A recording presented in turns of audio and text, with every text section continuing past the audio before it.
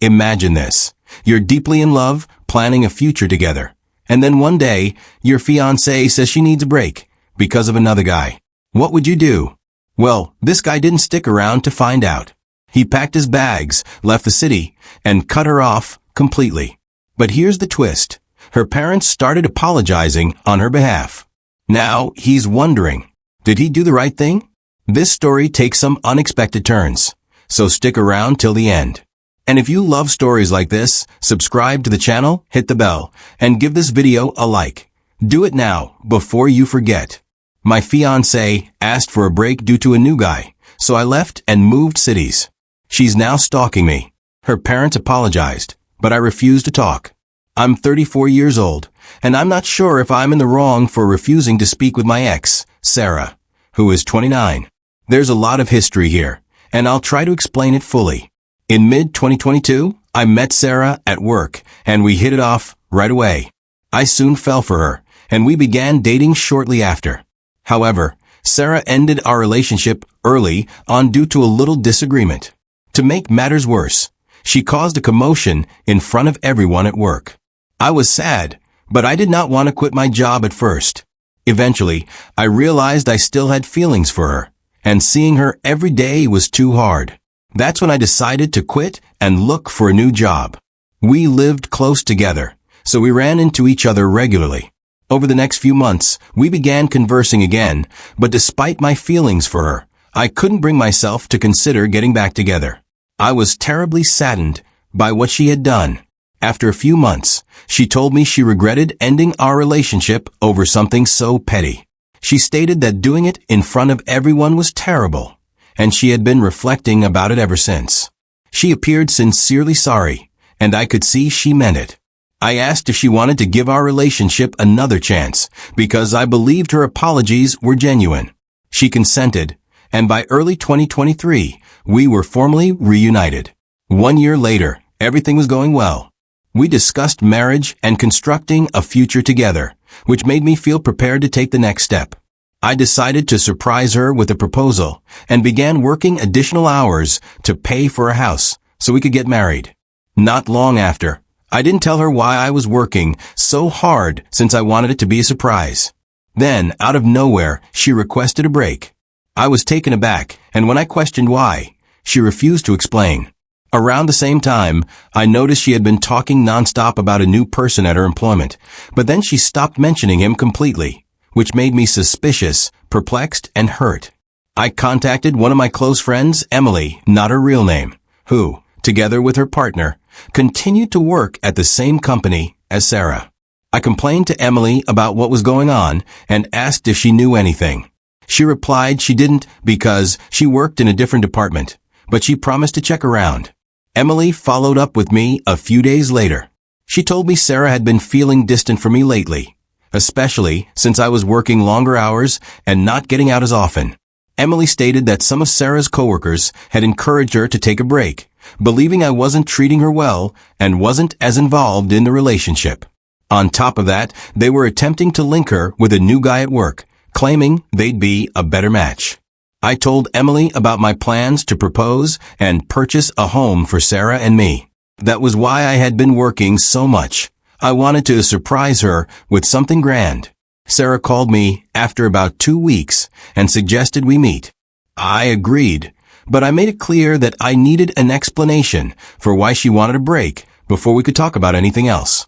She mentioned how detached I had appeared, adding it made her feel like I wasn't as invested in the relationship anymore. I told her that if she had just spoken with me about it, she would have realized there was a reason for my actions, but it didn't matter anymore. She then mentioned the new guy at her employment. I said his name before she could, and she was astonished, wondering how I knew. I assured her that I was not an idiot. I noted how she abruptly stopped talking about him after constantly bringing him up. She said she'd never cheated on me. I said that hunting for someone better at the first hint of difficulties may be considered cheating by some. At that point, I informed her I did not want to hear anything else she had to say. It didn't matter if she wanted to reconcile. I was ending my relationship with her regardless. The split left me extremely hurt. I couldn't bear being in the same town, So I requested my employer for a move and used the money I'd saved for the project to start over in a new city. While speaking with Emily, the friend I had previously vented to, she apologized to me. She stated that she had made a mistake by informing Sarah about my plans to propose and purchase a home. Emily stated Sarah burst into tears after hearing that. Emily's candor was welcomed, but it did not influence the outcome. By mid-December last year, I had returned to my hometown to celebrate Christmas and New Year's with my family. Some friends wanted to throw a party to bring everyone together because many of us, including myself, had moved away and were only returning for the holidays. Sarah also received an invitation. We barely spoke that night, just a short hi in passing. I glanced at her and noticed her smiling while speaking with a group of women. That smile recalled so many memories. I realized that seeing her smile made me feel exactly the same way I felt the first time I saw it. I wondered to myself, how screwed up am I that I still feel this way? Despite those residual emotions, I was still saddened and extremely upset by the way things had ended. Looking back, I've started to resent myself. I should have paid closer attention to how she felt. I could have informed her about the additional work and why I was doing it. Perhaps things could have turned out differently. Later that evening, one of my friends revealed that Sarah's relationship with the guy at work had only lasted a few months. After the holidays, I intended to return to the city where I now dwell. My vacation ended on January 6th, so I planned to go on Friday. That way, I'd have Saturday to tidy up at home and prepare for the week ahead, and Sunday to unwind before returning to work. Before I departed, one of my buddies from home contacted me. He stated he had a favor to request on behalf of someone else and warned me that I would not like it. I could already feel my stomach dropping. He then told me it was Sarah. She was moving to the city where I lived to work for a relative's company, and she needed a ride. He asked if I could take her. I didn't think about it before saying no. The thought of being locked in a car with her for hours was too much to take. It would have been excruciatingly embarrassing, just like the party, and I wasn't prepared to put myself through it. He insisted that Sarah and I talk, but I was having none of it. I returned home, and last week I went for a run. When I stopped to relax briefly at a park, I heard a familiar voice say, "Hi." It was Sarah. She attempted to start a conversation by asking how I was and emphasizing that we didn't get to converse during the party, but I cut her off, stating I didn't want to speak with her. She told me not to be like that and that we should have a chat, but I declined. She questioned how I could still dislike her after over a year and everything we'd been through, but I told her it wasn't resentment. I was quite truthful. I explained that thinking about her, talking about her, or even seeing her still hurts a lot, which is why I couldn't talk to her. She stated that this was exactly why we needed to communicate. I didn't understand the point, so I simply walked away. Sarah has tried to approach me twice since then, and both times I have turned her down. Some of my pals believe I'm being overly harsh and should talk to her for closure. Others argue that torturing her for the rest of her life is unacceptable, but that is not the point of this. I have no anger or ill thoughts against her anymore. I admit that I share some of the blame, but it still stings. I can't talk to her because it's like reopening an old wound that has never completely healed. So, why are you refusing to talk to her? After reading the comments, the original poster thanked everyone for their advice. The OP simply wants to explain things better. OP explained that their friends were not contacting or emailing them, telling them to talk to Sarah. It was simply the perspective of some of them when the matter was raised. Update, February 2nd, 2025. Hello everyone. I wanted to provide another update and appreciate everyone for their thoughts. I read over each comment, and while I didn't react to everyone, it was only because I didn't have anything to say. I'm grateful to everyone who expressed their opinions. It's been quite helpful. After reading everything and thinking about it, I've chosen to adhere to my choice not to speak to Sarah.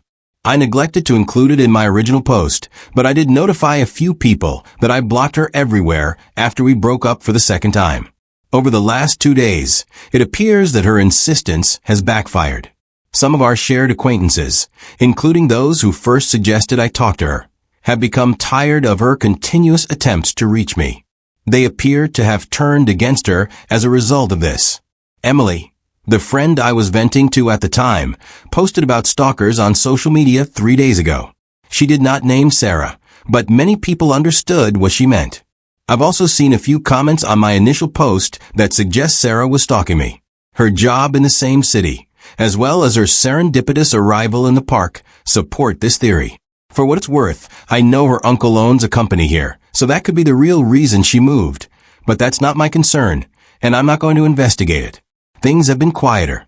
Friends have abandoned the subject, and Sarah hasn't attempted to contact them again. That was until yesterday. I watched the UFC event with some coworkers. When it ended, I was on my way to my car when my phone rang. A mutual friend called. She stated she had spoken with Sarah and asked if she could relay a message. I sighed and urged her to get it done quickly. Sarah just stated that she knows why I don't want to talk to her. She vowed she wouldn't contact us again, but she still believes we should communicate. She said the door was open if I ever wanted to discuss. I told my buddy I didn't have a message to return and begged her not to bring Sarah up again in our chats. If what Sarah mentioned is correct, it is a relief, but I am not holding my breath. I wouldn't be surprised if she tried something different. Perhaps she believes that giving me space will compel me to approach her, but it will not. That chapter of my life is currently closed. I simply want to focus on myself. I doubt I will be dating anyone anytime soon. If there's one thing I've learned, it's that I should get to know individuals better before committing to a relationship. I've also been thinking about how loosely I use the term friend. That's another aspect of my life I need to reconsider. Some of the people I've called friends have shown that they don't have my best interests at heart. A couple of folks mentioned therapy in the comments, and I'll confess it's something I've thought about. For the time being, I'm allowing myself to heal on my own. But if I don't feel better after a while, I'll look into it further. Thank you to everyone who took the time to remark. Your counsel has been quite helpful in sorting everything out. Update 2, February 16th, 2025. Sarah has been missing for several weeks, and no one has mentioned her in discussion. That is a nice thing. Then, last Tuesday, February 11th, I received a direct message from Sarah's mother. She stated she wanted to apologize for her daughter's actions and requested me to call her. I've always had a good relationship with Sarah's parents. They are genuinely lovely individuals. Even during both breakups, they were always respectful and never went too far. I didn't want to talk about Sarah anymore, but I also didn't want to avoid her mother. After considering it for a few minutes, I decided to phone her. However, if she tried to get me to communicate with Sarah or anything like that, I would gently cease the call. When she responded, she put me on speaker so Sarah's father could join us. I almost expected to hear Sarah's voice, but thankfully, that did not happen. The conversation was actually very good. They began by apologizing for Sarah's recent actions. I quickly informed them there was nothing to apologize for, but they insisted, claiming it was the right thing to do. They also said that they had no idea what was going on until recently when they found out. They called Sarah and had a lengthy conversation with her. Her father confessed that the chat was more appropriate for an adolescent than an almost 30-year-old woman. Sarah vowed that she would stay away from me and seek therapy. I felt relieved, not just for myself, but also for her. Everything that happened between us was not ideal, but I sincerely wish her the best. I hope she finds happiness. Before we hung up, I thanked her parents and expressed how much I admired and respected them. I can now state with certainty that this is over. Sarah would never violate her parents' confidence. Thank you, everybody, for your advice. It meant a lot. Story 2. I discovered that my stepdaughter had been manipulated by her biological father into investing her tuition money in a fake startup project. "Why don't you just disappear?" my stepdaughter said during a fight. Her mother joined in. "We'd be better off without you." I didn't say anything. I had just packed my suitcases this morning. My phone exploded with 13 missed calls. Something seemed strange when I strolled into our living room. The house was abnormally silent, but that wasn't all. My gaze swept over the room, attempting to determine what was wrong. Then it struck me. All of our family photos looked different. I took a step closer to the enormous frame above the fireplace, which was from our trip to Yellowstone last year. The photo was present, but I wasn't. Every photo of me had been painstakingly erased, creating embarrassing gaps in family memories spanning the previous 3 years. I was standing there, my coffee cup becoming cold, when I heard Stella's upstairs door softly close. My stepdaughter's footsteps stopped at the top of the stairs. She had obviously seen I was awake. After a brief pause, she walked down, phone in hand, purposefully avoiding eye contact as she headed toward the kitchen. "Morning," I said, my tone calm. The hush that followed was thick with intention. 3 years. That was how long I'd been in Stella's life. 3 years of gradually establishing trust, of movie nights and math homework assistance, of attempting to be present without going too far. At the age of 16, she began to drift away. I expected ordinary teenage rebellion, but this seemed different. It began last week when I offered to assist her with her chemistry project. She'd been grappling with the subject, and I figured it didn't matter what I thought. Her remark was like a slap. "Stop pretending you care about my grades. You're not my real dad." I'd heard variants of that before, but something about her tone was different, sharp and intentional. My wife, Delilah, was in the kitchen and must have heard, but she did not say anything. That quiet felt like taking sides. The tension grew over the week. Small things. Dishes left in the sink with pointed looks. Doors closed a little too harshly. Conversations halted when I entered the rooms. Delilah also became distant, avoiding my attempts to clarify what was going on. "She's just being a teenager, Thomas. Don't make it about you." But everything burst last night. Stella was texting during supper, which goes against our customary norms. When I gently reminded her, she threw down her phone. "God, why are you always policing everything I do? Why can't you just leave me alone?" "Stella," I said, "I'm just trying to..." "To what? Play dad? I already have one." She stood up, the chair scratching against the floor. "Why don't you just disappear? Nobody asked you to try so hard. It's pathetic." I looked at Delilah, not sure what I was expecting. Support, mediation. Instead, she placed her fork down and calmly murmured, "Maybe we'd all be better off if you did." The words hung in the air like smoke. 3 years of memories flew through my mind. The day Stella first laughed at one of my dad jokes, the night she called me in tears after her first boyfriend broke up with her, and Delilah's proud smile when Stella requested me, not her mother, to help her pick out her prom outfit. I stood up slowly, my food half finished. "Okay," I replied simply. "Okay, what?" Stella demanded, but something flickered in her eyes. Uncertainty, perhaps. "If that's how you both feel, okay." I strolled upstairs to our bedroom and took out my old duffel bag. I could hear them whispering downstairs, but no one came up while I gathered enough clothes for a few days. I saw that my hands were not shaking. I felt strangely relaxed. Stella had already left, most likely to her room, when I arrived. Delilah stood at the kitchen doorway, arms crossed. "So, you're just leaving? That's your solution." "You said you'd be better off," I responded, looking for my keys and wallet. "I'm respecting that." "That's not, I didn't mean." She paused, pride, wrath, or something else kept her from saying what she wanted to say. I took up my purse. "I'll be at Ryan's. I'll figure out something more permanent soon." I hesitated at the doorway. You know, when Stella said those things before, it hurt. But hearing you agree, that broke something, Del. I drove to Ryan's apartment in solitude. He looked at me and immediately set up his guest room. That's the type of friend he is. I turned off my phone and took a sleeping pill from my emergency travel box. This morning, I awoke to find sunlight flowing through unfamiliar drapes. When I eventually turned on my phone, it was filled with notifications. 13 missed calls, 8 from Delilah, 3 from Stella, and 2 from Quinn, my sister. 27 text messages, and 4 voicemails. I have not listened to them yet. I'm sitting in Ryan's guest room, watching the morning traffic below, and thinking about the empty places in our family portraits. Maybe they were always there, but I didn't want to see them. My phone vibrates again. It's Stella. After everything that has transpired, I find myself staring at her name on the screen, wondering what is so necessary right now. But I am not ready, not yet. Walking away isn't always the hardest part. It's deciding whether to walk back. Update 1. First and foremost, I'd like to thank everyone who left positive comments on my previous post. I did not expect such a large response. To answer the most common questions. Yes, I have read the messages. No, I have not responded to any of them yet. And yes, I am still at Ryan's. This morning began like the others, me pretending to focus on work while glancing at my phone, debating if I should break the stillness.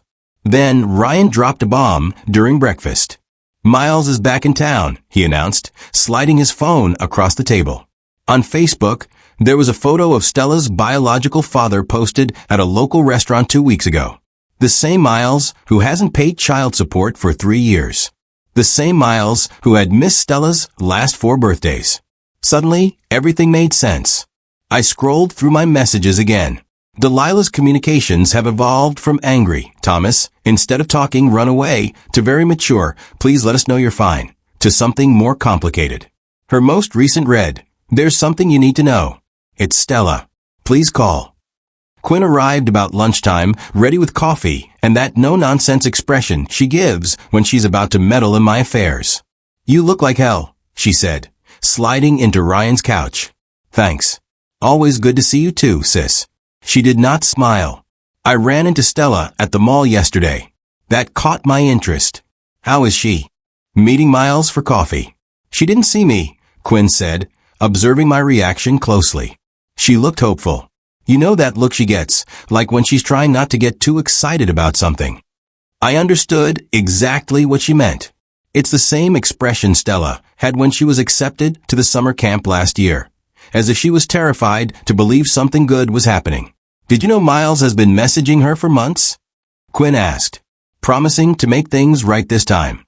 My stomach turned. I checked Stella's Instagram, which I rarely do. Her most recent post was a snapshot of her with Miles. Caption, real family time. Her friends' replies were loaded with heart emojis, and none of them were aware of the background. Ryan, who had been quietly listening, eventually piped up. Remember what happened last time he showed up? Stella was 13. I remembered. Miles had arrived with huge promises, stayed for 2 weeks, and then vanished again.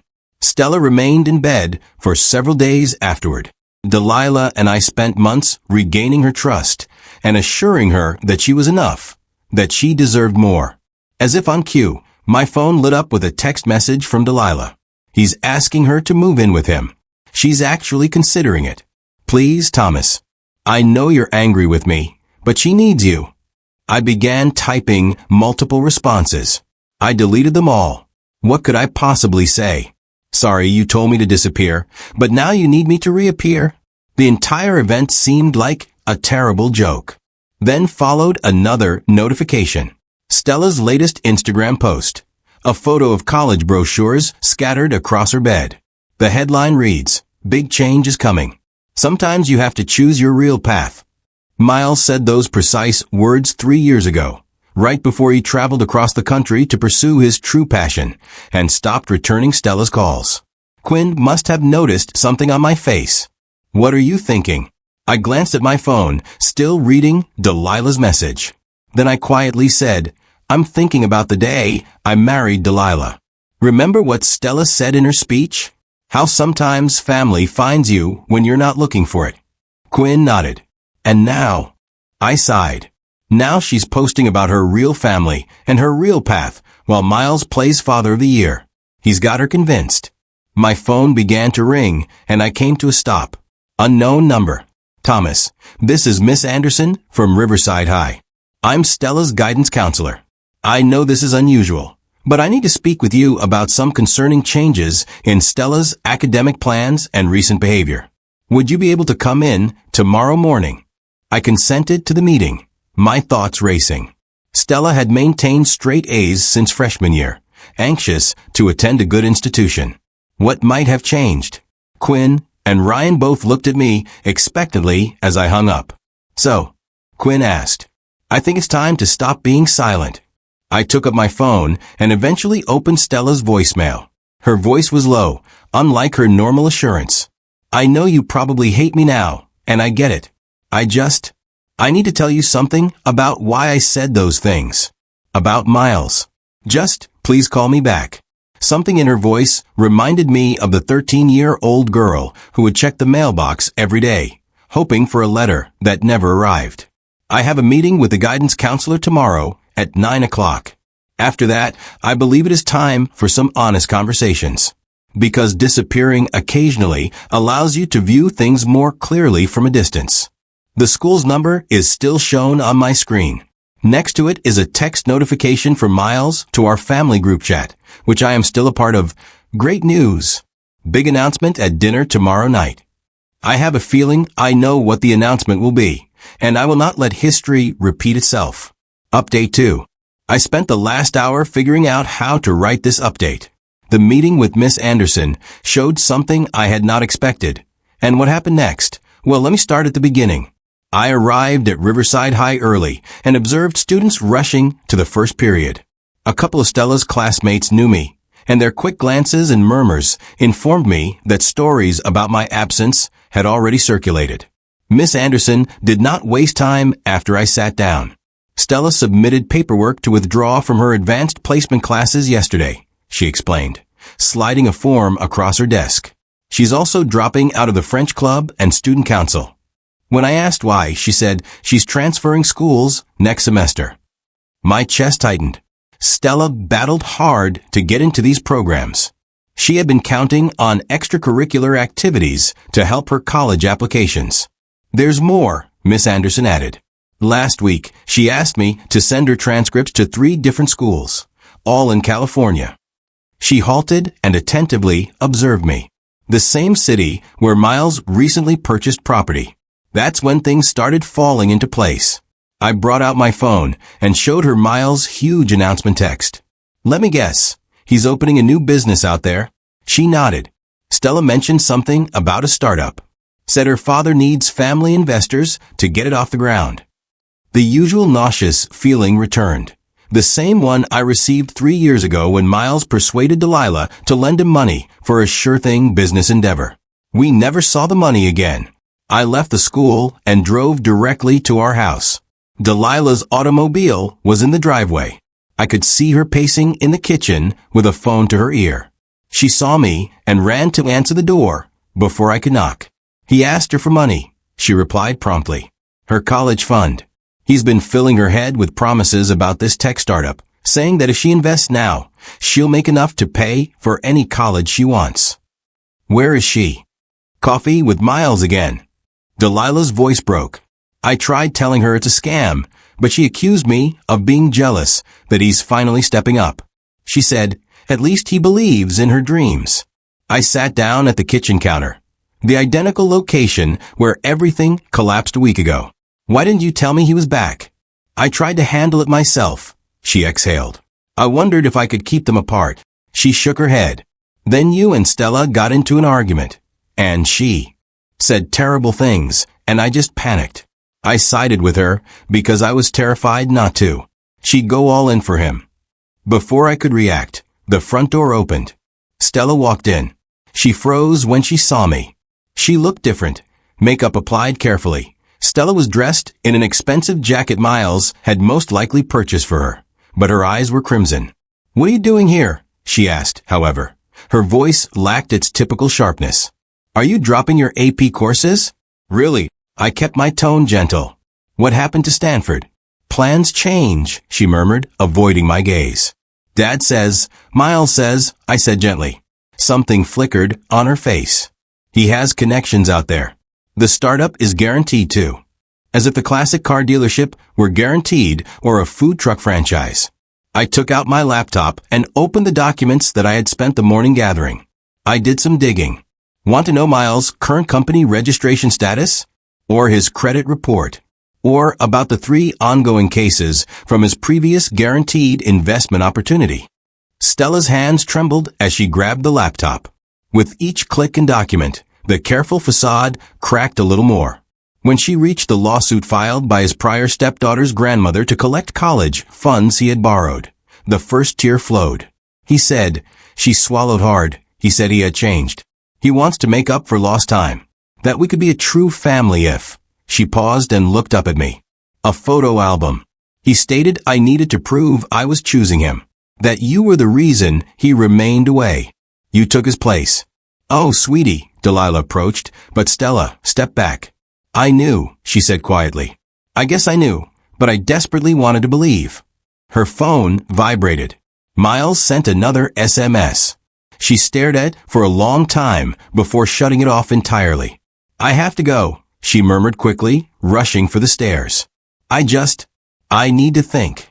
We let her leave. Sometimes, the most generous thing you can do is provide space. Hours have passed. Delilah and I talked, truly talked, for the first time in weeks regarding worries and blunders about Stella, Miles, about us. Around midnight, I was preparing to return to Ryan's when my phone lit up with a text from Stella. I messed up. Everything's messed up. Can we talk? I mean really talk. Not about Miles or money or anything. Just remember when we used to have ice cream after my dancing classes and you'd let me rant about school drama? Could we do that? I know I don't deserve it, but I'm composing this for my car, which is parked outside our local ice cream shop. It's supposedly closed, but the owner recognizes us. We have been coming here for 3 years. He is staying open late just for us. Stella just arrived in her mother's automobile. She's sitting there, probably gathering up the nerve to enter, exactly as I am. Sometimes, the most difficult conversations begin with the slightest steps, or, in this case, mint chocolate chip ice cream at midnight. Final update. That night in the ice cream shop altered everything. Stella spoke for hours about Miles' manipulation, her anxieties, and guilt, but it was something she said in passing that piqued my interest. Miles had asked Jessica to get her friend's parents to invest in his firm as well. Something clicked. I remembered the lawsuits I'd discovered, a pattern of targeting families through their children. The rage I'd been hiding now had a purpose. You know, I explained carefully, what he's doing isn't simply ethically wrong. It is illegal. Stella glanced up from her melting ice cream. What do you mean? I described securities, fraud, and unlawful investment techniques. Her eyes widened as she took out her phone and showed me the group conversations where Miles was directly soliciting investments from children. That night, after sending Stella off, I made some phone calls. Quinn has a friend in the SEC. Ryan knows someone in the district attorney's office. By the morning, I had a plan. Miles didn't see it coming. He was too preoccupied with his big announcement dinner, where he intended to persuade Stella to hand over her education fund. He had also invited the parents of some of her friends, adding to the list of prospective targets. The dinner was held at an expensive restaurant. Miles was in his element, discussing Silicon Valley connections and assured profits. I waited for the appetizers to arrive before rising up. Before we continue, I said, there are some people who'd like to join us. On cue, 2 federal agents and a state investigator entered. Miles' face changed from confident to confused to terrified in seconds. Miles was operating more than one fraud. It seems the detectives discovered 7 different fraudulent schemes in 3 jurisdictions. Every time he reconnected with Stella over the years, he would set up new victims. The classic automobile dealership that cost Delilah her funds was part of a broader scam scheme. The food truck franchise follows the same pattern. But here's the beautiful part. He'd gotten sloppy this time. He had documented everything in texts and emails to Stella, believing she would never turn against him. When she forwarded the messages to the investigators, his fate was sealed. The parents present at the dinner wore wires. Every promise, lie, and illegal investment pitch was recorded. Miles tried to run, knocking over a waiter before sprinting for the door. He took 3 steps before being stopped by security. As they led him away, he gave Stella that manipulative puppy dog expression that she had fallen for so many times. This is all a misunderstanding, sweetie. Tell them I am your father. Stella stood up, shoulders straight. My father's right here, she said, taking my hand. And he just watched you get exactly what you deserve. The aftermath was intense. News coverage, victim statements, more families coming forward. The investigators discovered over $2.3 million in stolen funds. Miles estimates 15 to 20 years.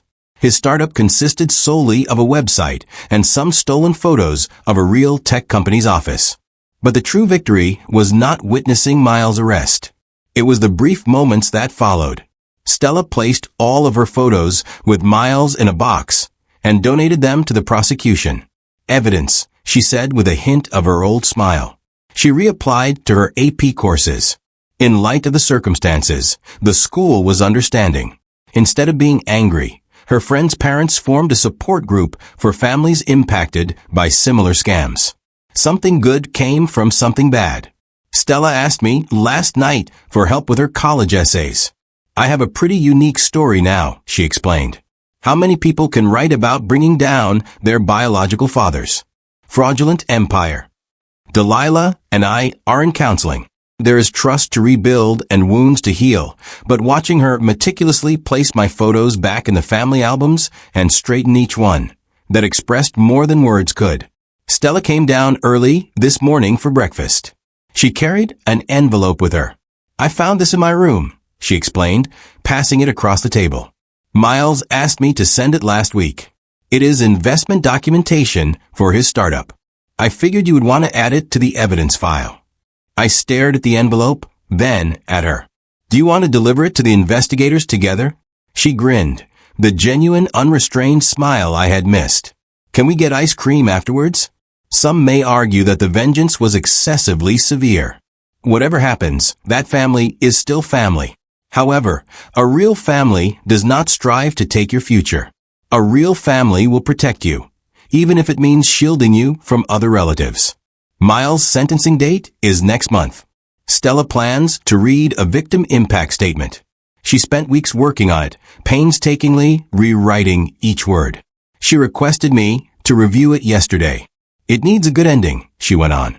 Something that shows I'm not just his victim anymore. I believe she's already found that ending. It's in the way she holds her head up right now and how she assists other children in identifying similar schemes. In the college brochures on her desk, her actual route, not the one Miles attempted to sell her. Moving on sometimes entails ensuring that the past does not harm others. And sometimes, the finest retribution isn't simply watching someone face consequences. It is thriving despite them. We are having a family meal tonight. Only the three of us. Stella's making her famous pasta sauce, which she learned while watching cooking videos with me during lockdown. Normal, boring, and wonderful things related to the family. Miles will have plenty of time to ponder about these things for Michelle. Thank you for watching. If you haven't subscribed yet, please do so and hit the notification bell to stay updated with more shocking real-life stories happening around you.